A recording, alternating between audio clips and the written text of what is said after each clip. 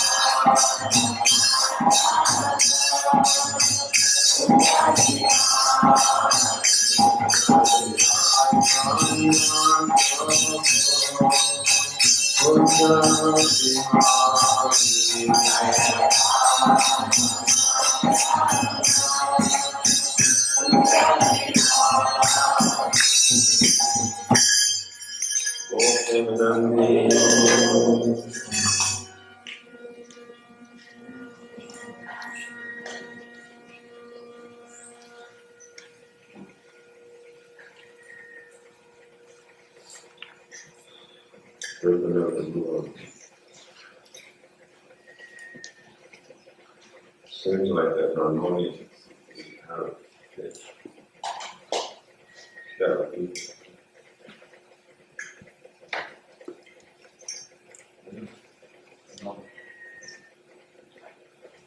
Om Jnanatamandasya Jananchana Salakaya Chaksuranatam Jena Tasmai Sri Gurave Namaha Sri Chaitanya Vistam Stapitam Jena Bhuttare Swayam Rupa Kadamayam Dadati Swapam Jastikam Om Namo Bhagavate Vasudevaya Om Namo Bhagavate Vasudevaya Om Namo Bhagavate Vasudevaya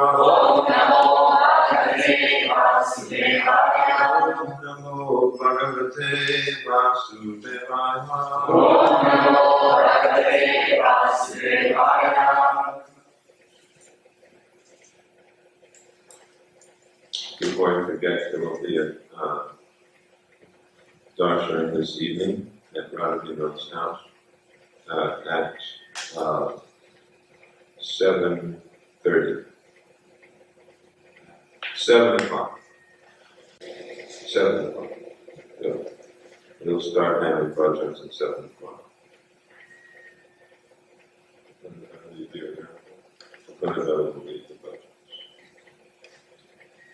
Assisted by the two brahmacharis.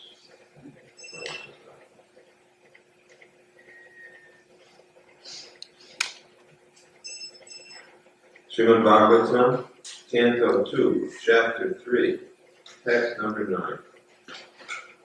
Raja Kamo Manun Deva Nirvitim Tu Avicharam Yaje Kamo, Yaje, Somam, Atma, Kamaha, Purusham, Palam, Rajikamo Manun Deva, Nirditim Svavicharan Yaje, Kamo Yaje Somam, Kama Purusham Param, Rajikamo Manun Deva, Nirditim Svavicharan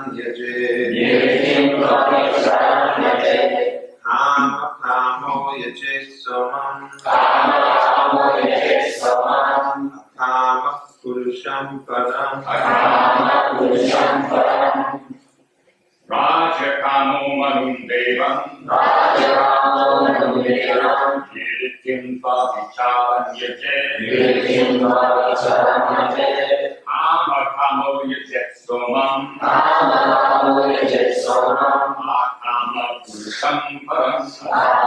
Purusham Param, Rajakamo Manundevam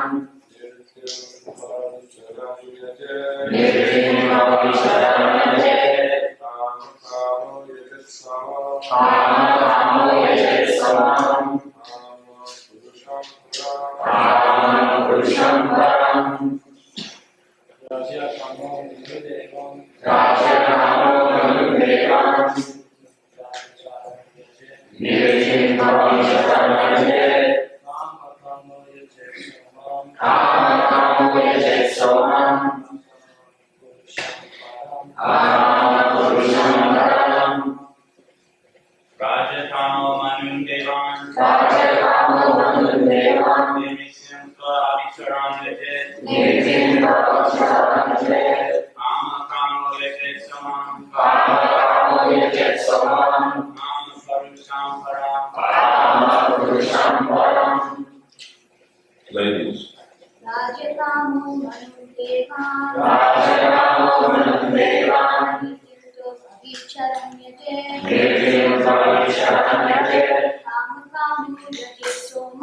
Kamakamo Yaje Somam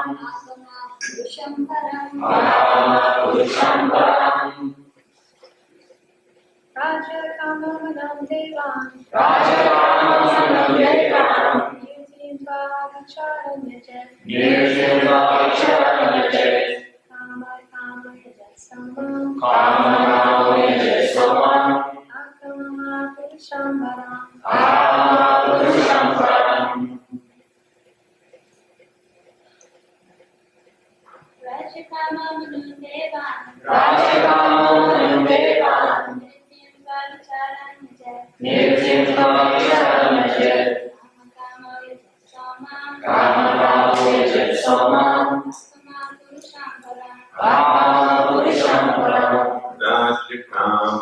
Rajikama, anyone desiring an empire or kingdom, Manus, semi-incarnations of God, Devan, demigods, Nirditim, demons, Abhicharan, desiring victory over the enemy, Yajet, should worship, Kama, desires sense gratification, Yajet, should worship, Somam, demigod named Chandra, Kama, one who has no material desires to be fulfilled, Purusham, Supreme Personality of Godhead, Param, Supreme.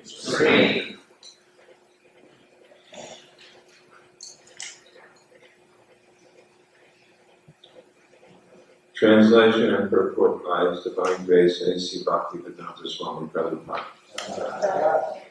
One who desires domination over a kingdom or an empire should worship the Manus. One who desires victory over an enemy should worship the demons. And one who desires sense gratification should worship the moon. But one who desires nothing of material enjoyment should worship the Supreme Personality of Godhead. Purport. For a liberated person, all the enjoyments listed above are considered to be absolutely useless.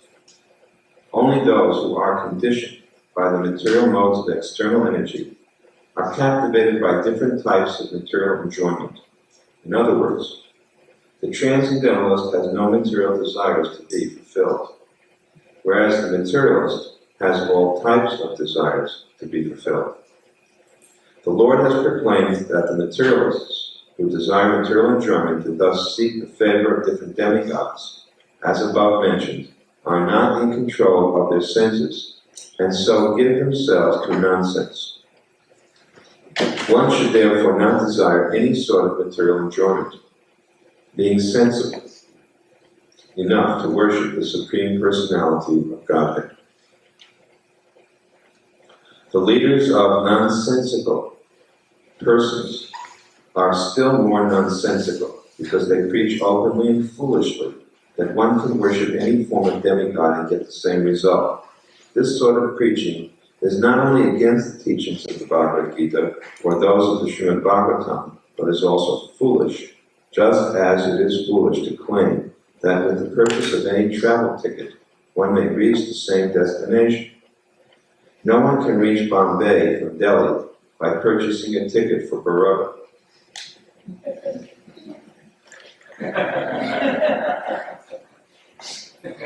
No one can reach Bombay from Delhi by purchasing a ticket for Baroda. It is clearly defined herein that persons impregnated with different desires have different modes of worship. But one who has no desire for material enjoyment should worship the Supreme Lord, Sri Krishna. The personality of Godhead. And this worshipping process is called devotional service. Pure devotional service means service to the Lord without any tinge of material desires, including desire for fruitive activity and empirical speculation. For fulfillment of material desires, one may worship the Supreme Lord, but the result of such worship is different, as will be explained in the next verse. Generally, the Lord does not fulfill anyone's material desires for sense enjoyment, but He awards such benedictions to worshippers of the Lord, for they ultimately come to the point of not desiring material enjoyment. The conclusion is that one must minimize the desires of material enjoyment, and for this one should worship the Supreme Personality of Godhead, who is described here as Para, or beyond anything material. Sripad Sankaracharya has also stated, Narayana Paro Yata, the Supreme Lord is beyond the material encirclement.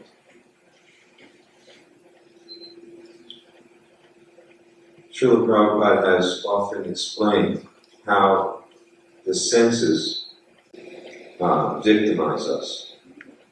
And of all the senses, the most voracious is the tongue. We see that people will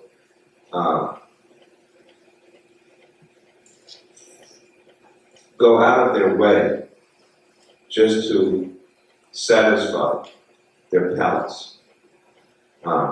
Even if they're not hungry, even if their belly is full, if they see some food which tempts them, they can't resist. Why do you think there are so many restaurants? Do you realize how many restaurants there are in the city of Dallas or in any city of the world? You go to a strip of shops, and there may be a half a dozen restaurants in them. In the city of Dallas, how many restaurants could there be? Huh? A few thousand. I think that's a conservative estimate. There may be more than 10,000 restaurants. Just so many restaurants. Why?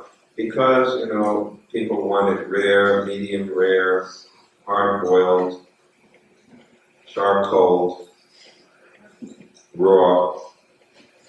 They want their food served to them in so many different types of environments. They want to accompany their eating with drinking.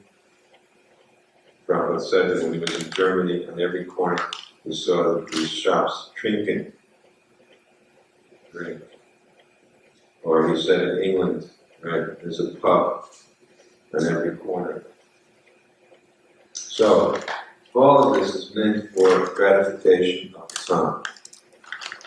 And when the tongue is satisfied, which it never really is, then the belly becomes packed up. And when the belly becomes packed up, it puts pressure on the genitals. So, normally the sequence is, first of all, to eat nicely, and then to enjoy good sex. And for enjoying good sex, again, you see, people go to great trouble, practically. There are many diseases which come as a result of sex. Now, this AIDS is a major problem in the world. So many cases of AIDS. And what is the cause of AIDS? Sex.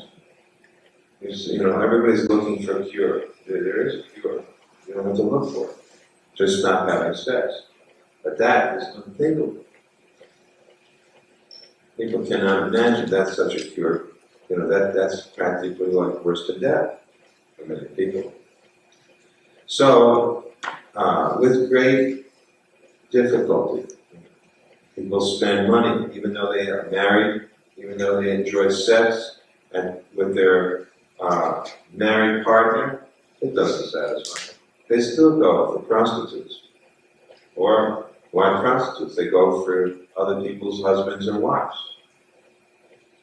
Just because, there's a slight variation in sex.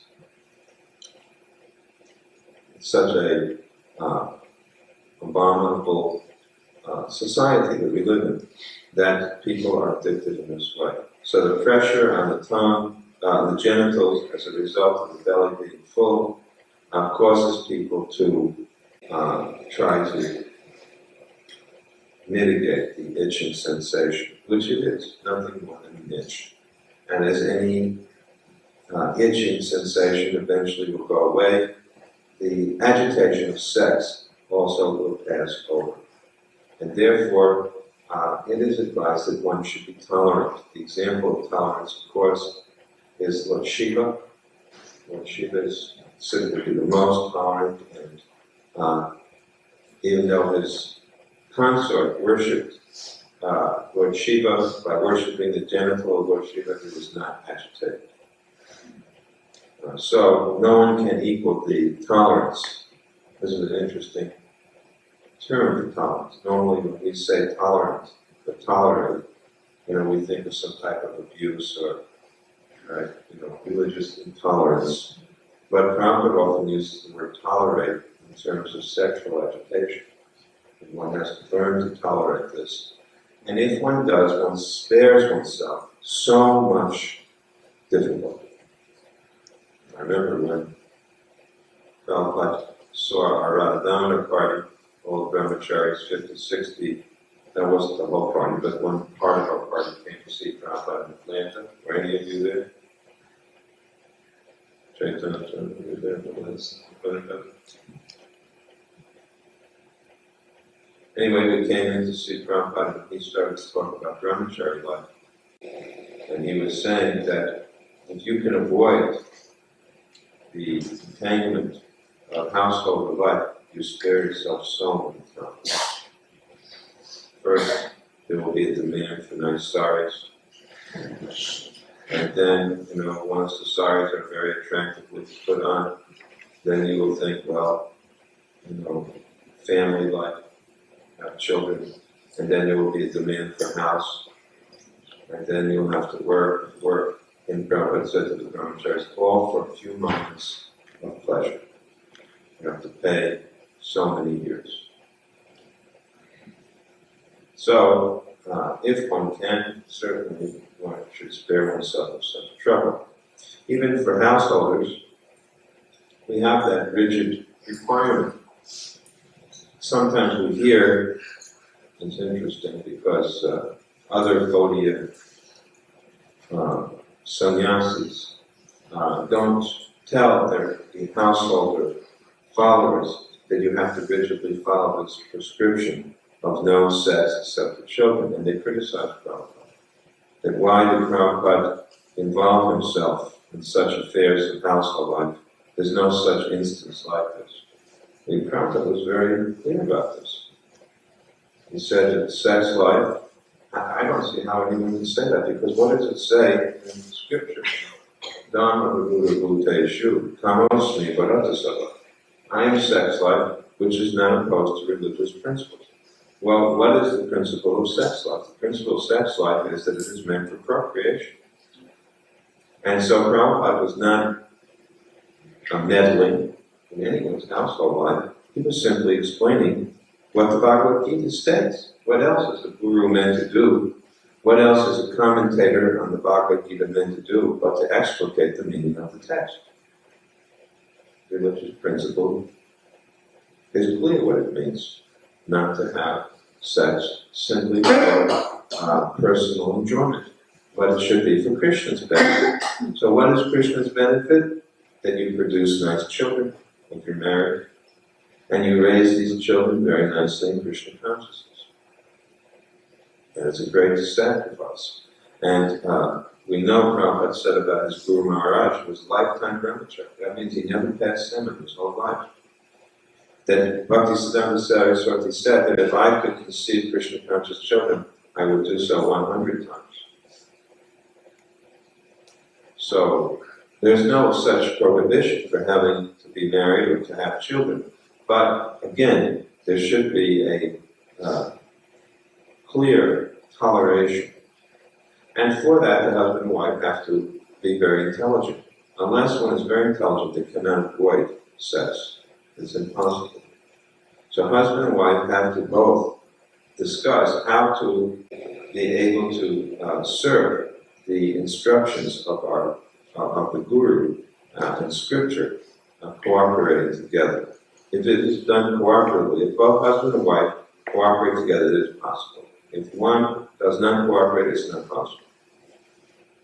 It requires the cooperation of both sides. Otherwise, it becomes a strain on the marriage. And therefore, the marriage ceremony, we take vows. The vows are made in front of the Vaishnavas. Because actually, this is not a private affair. That's the next point, is that people think that married life is an opportunity for private affairs.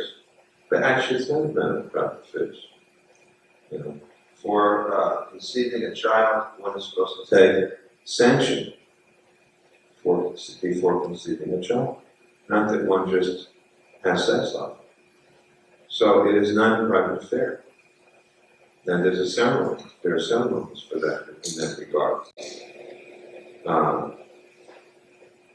The sex life has become a private affair because it has become something people are ashamed of. But actually, it was considered a regulative practice within the community and for the benefit of the community, for the benefit of the society. One was supposed to produce a child who would benefit the whole society.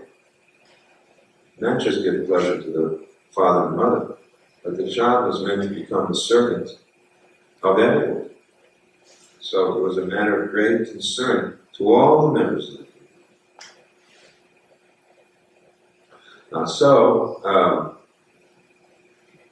These senses that we are describing, how the tongue, all of this starts with the tongue. If you can control your tongue, you can ultimately control sex. It's interesting to note that every creature in the world is especially known for one sense which it has. Its creation is done in such a way that each creature is created with one sense which is very strong.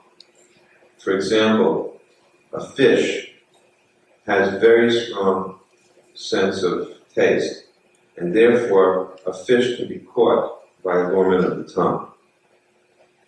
Similarly, others like, perhaps the deer, was very good hearing, right? You see how the ears perk up, right? And, they practically spin around like radars.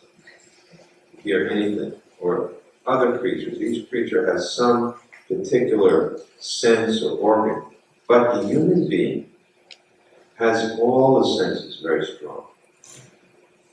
And so if a creature can get victimized through one sense, the human being can be victimized through every one of his senses or her senses. And therefore, on the one hand, human life or human body is considered to be the most advanced form, but it's also the most difficult form to control, because the senses are very active, they're very strong. So the whole process of Krishna consciousness really is to conquer over these senses. And of course we know that the center of the senses is the mind. When the mind is out of control, there's no control of the senses. And so great importance is given to purifying consciousness, because mind is focused, fixed on one point. That mind is undeviated and consciousness becomes fixed. Here, certain types of material desires are mentioned. A desire for a kingdom or an empire. Now, we may be more humble in our desires. I don't want a big kingdom. I just want my house as my kingdom.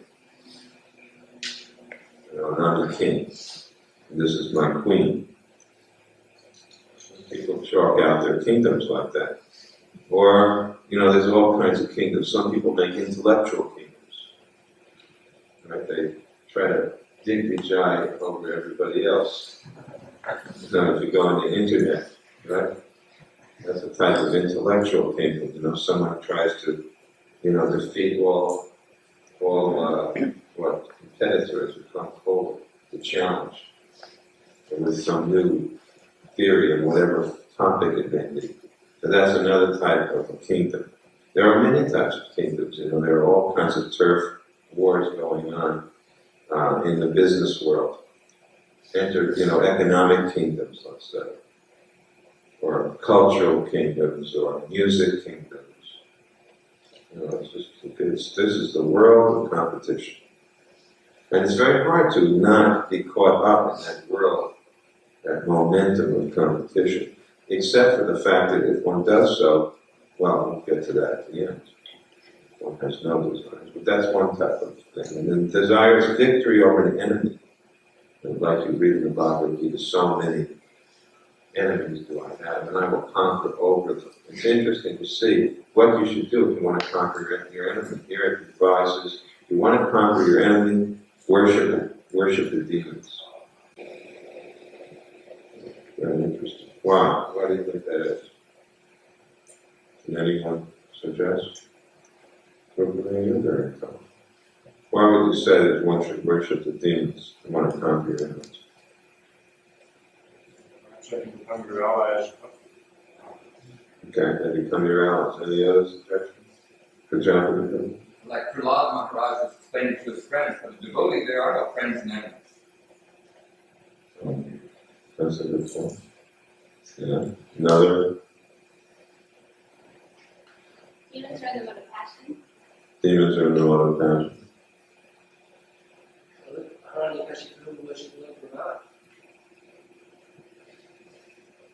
Yeah, you got defeated. That's probably what they did wrong. Because that's all the demon thinks about, is conquering the enemy. Yeah, no holds barred. All the demons think about is conquering their enemy, and anything goes. They can do anything and everything. So, but that shows us something, isn't it? That this business of conquering enemies or defeating others is the business of demons. What the Prabhupada said was the business of the devotee. What is the devotee's mentality? He gives the example I always remember this because I presented Prabhupada. Harikesh Maharaj sent German nectar devotion to Prabhupada. And I was in Vrindavan, the book arrived, and I presented Prabhupada the new book, and Prabhupada saw the cover and liked the cover so much. On the cover, the gopis were pushing Srimati Radharani towards Krishna. And Prabhupada said, this is the mentality of the spiritual world. Instead of trying to be number one, they push others to be number one. The mentality there is to push another more qualified person forward. Because the whole idea is not to draw attention to oneself, but to actually give pleasure and attention to the person one loves. And so any way that one can satisfy and please the person. In other words, if I know that someone else is more qualified, I assist that person in trying to give pleasure to Krishna. So the gopis' mentality, recognizing that Srimati Radharani is the best of all the gopis, the best of all servitors of Krishna, they try to constantly assist her and facilitate her exchanges with Krishna. So, certainly the opposite of this business of worshiping the demons. Now we worship the devotees, in other words, because our purpose, as we shall see, is different. And one who desires sense gratification should worship the moon. Why do you think that is? Yeah. Huh? Because the moon is in charge of the mind. The mind is the basis of sense desires. What else, really? Don't reckon like you another go. Come out with a 500 average.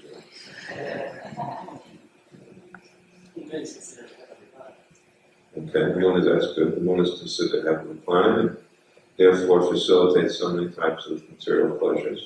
Yeah, check that out. Also, the sense of one guy that's in charge of Somaras.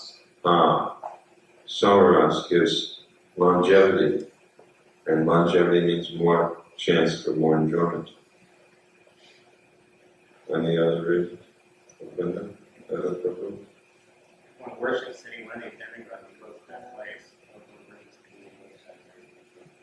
So, the moon is full of heavenly delights. If you worship the moon god, you can go there. Any ladies want to venture an answer?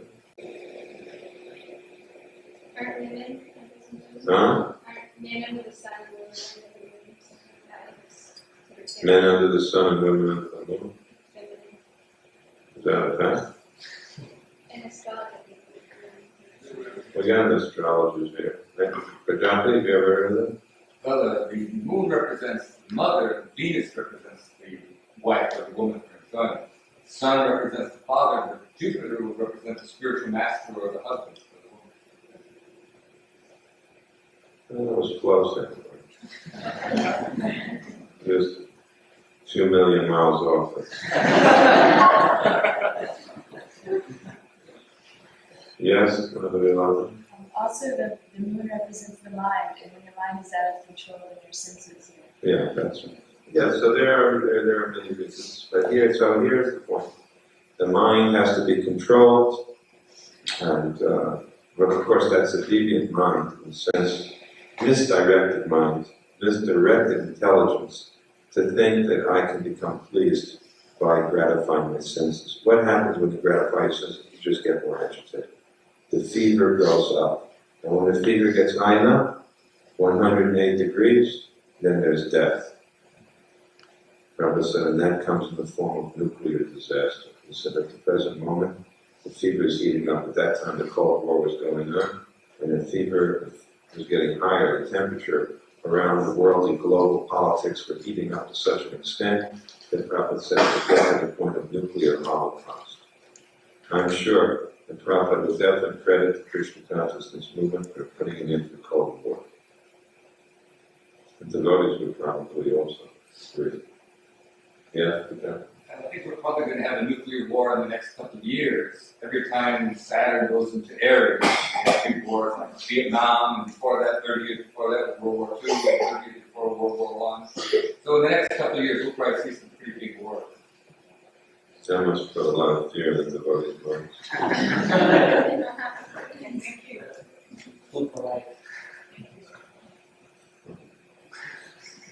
Yeah, somehow Prabhupada never held back on his mood for pushing forward the preaching. When devotees would discuss about wars, of course Prabhupada did say that it wasn't that the one thing that could hold off was Sankirtan, the spreading of the Sankirtan movement. He said the Sankirtan movement can keep back what would normally happen karmically. So, both for two reasons, I suppose. One is to thwart the possibility of war, one should preach vigorously.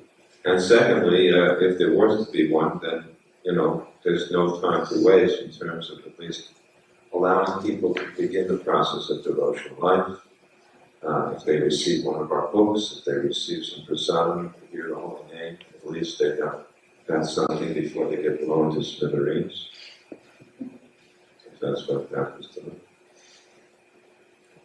Of course, one may wonder then again, if there's going to be a war, why should we spend the money on temple renovations and improvements? But again, Prabhupada didn't seem to hesitate to do so.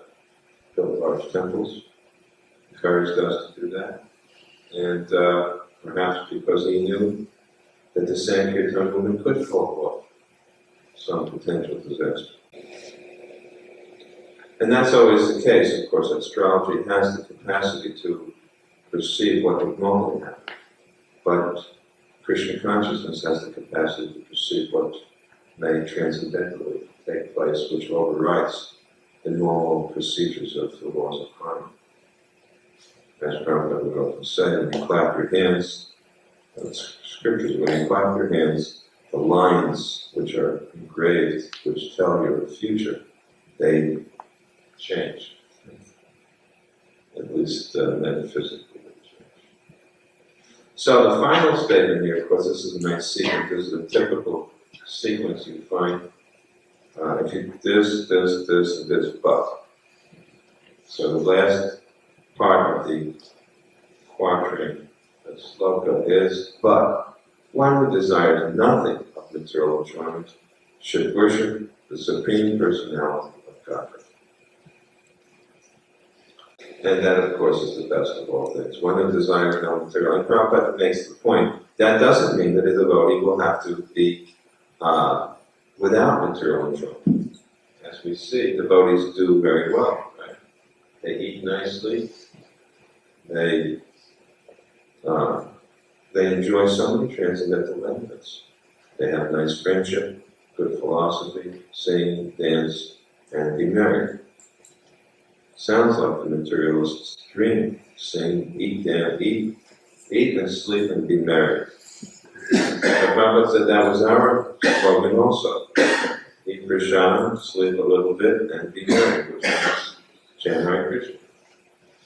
So, the devotees are not shortchanged of their material life. And rather, in fact, when Prabhupada saw the picture of the devotees sitting in front of 26 Second Avenue, he said, from hippies to happies.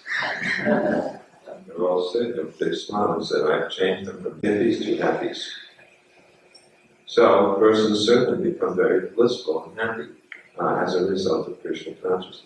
Because material desire is like a big tiger. The tiger does devour all kinds of, it devours us.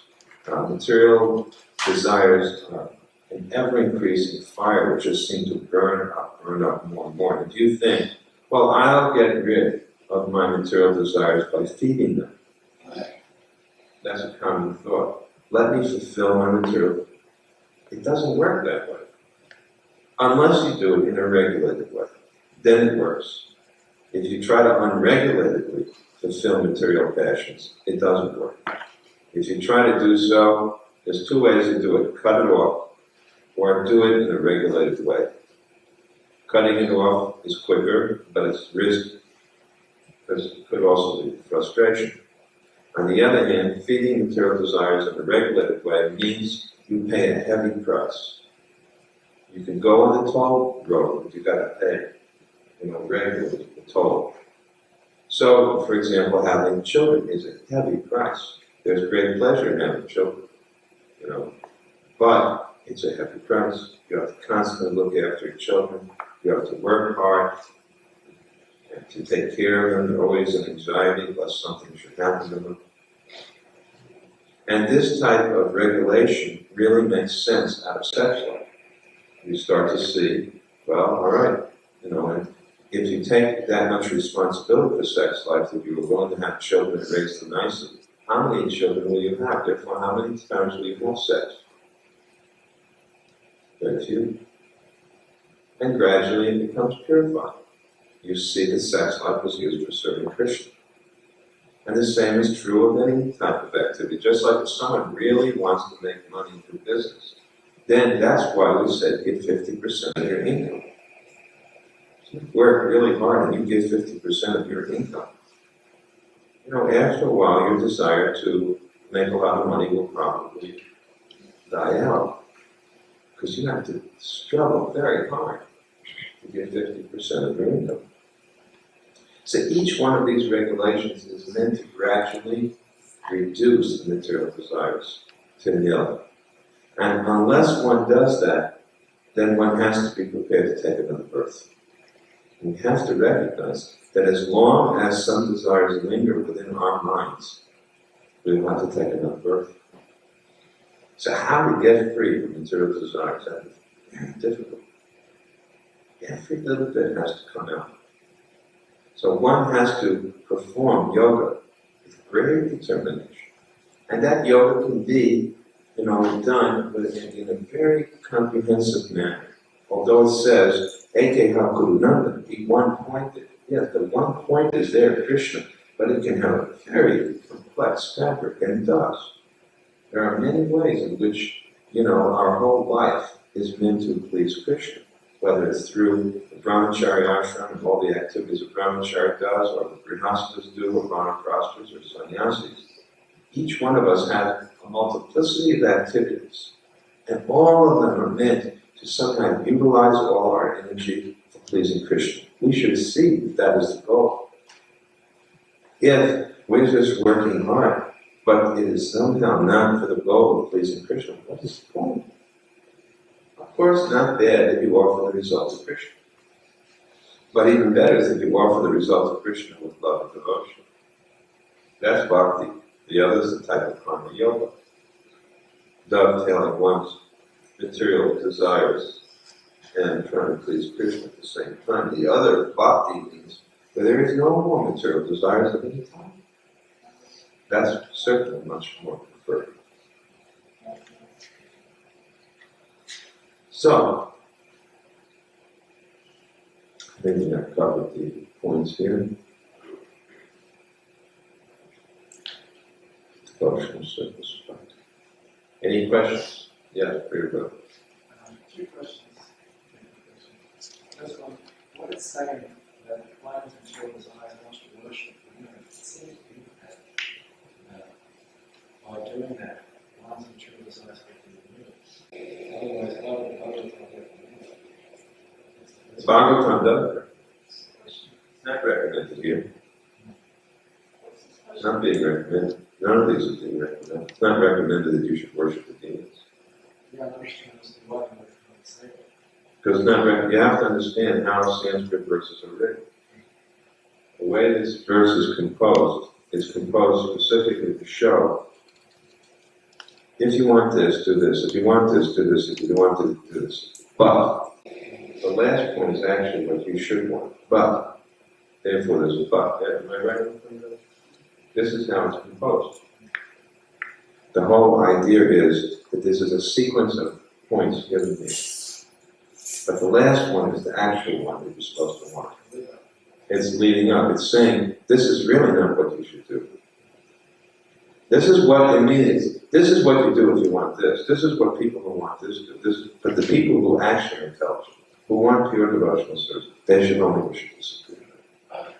There's only one subject in the Bhagavatam, and that is Krishna. And the second question, we see that words of pure love forces people to act much faster, whereas it forces more crimes, more suicides. And necessary that sometimes ways are following the process of Krishna consciousness. So why is that happening? Well, devotees are in a process of gradual purification, and therefore they still manifest some of the qualities of material existence. And because of that conditioning, they still become affected by the modes of material nature. So when we say that, it's like, it would be nice to say that once we call you a devotee, you have no more material qualities. That's just not the way it is. We call people devotees who are still, in some ways not devotees. And we call people non-devotees who are in many ways already devotees. Now we've got a very convenient way of labeling everybody. The people who live in this temple are the devotees, and everybody else in Dallas is a non-devotee. That's a very convenient, it certainly makes us feel pretty good, doesn't it? We're amongst the chosen people. But we find that when the moon gets full, the devotees, and the ones outside who we call non-devotees seem to manifest similar qualities, which seems to indicate that maybe the difference is not as great as you think it is.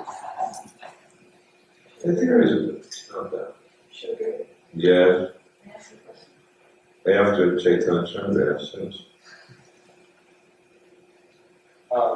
In the Bible beginning of this chapter, describing the different reactions for different levels of consciousness. So I was wondering, it says somebody without material desires, who's engaged in devotional service and having, there's no reactions to his activities. What about persons who are like for instance, a grihasta who's engaging in taking care of his family, but isn't really having big material desires, but he's just doing what he has to do to get by. There's a reaction also for that.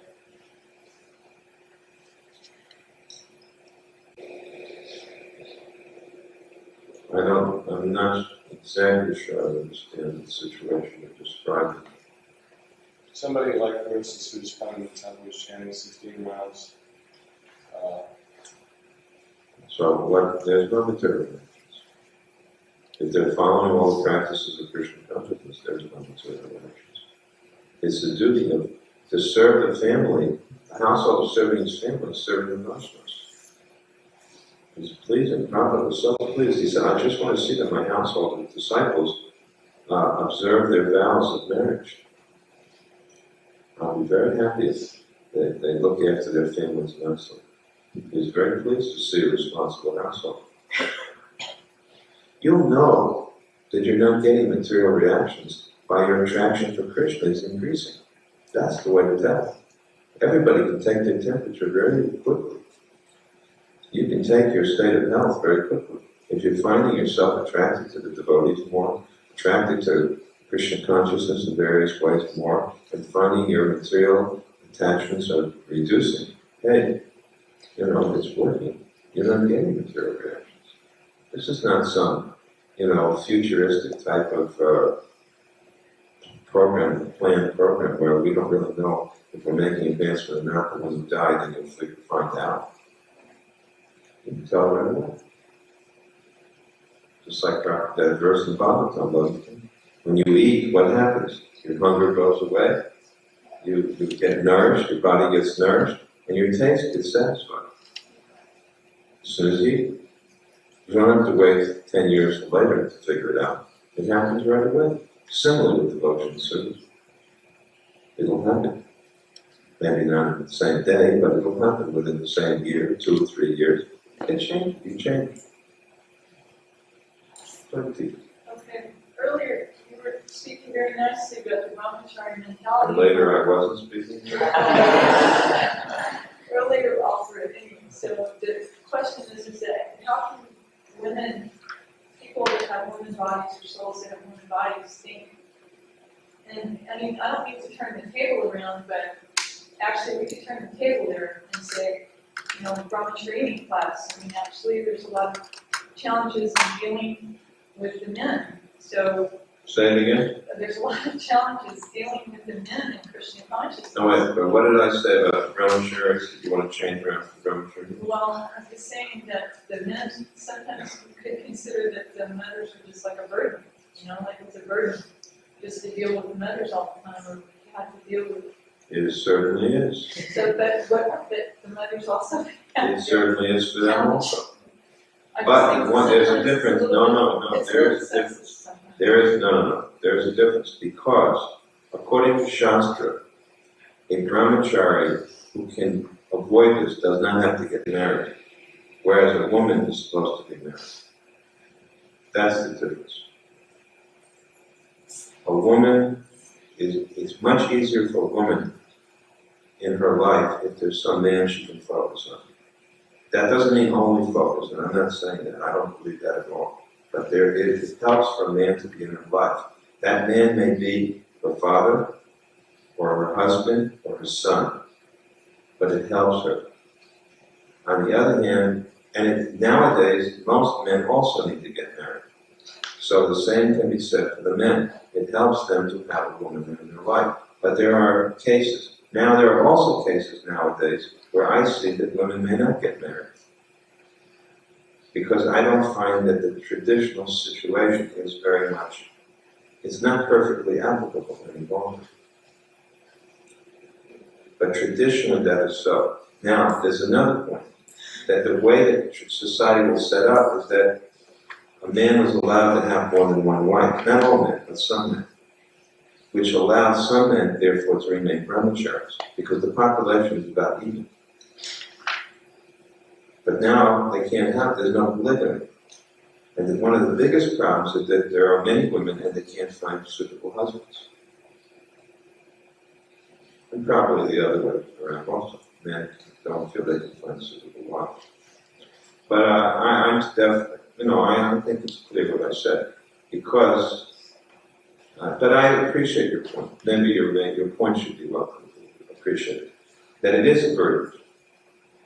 It is a burden. But the difference is that, at least classically speaking, according to our philosophy, a brahmachari could remain a brahmachari, but a brahmacharini is, at least in ISKCON, was meant to eventually get married.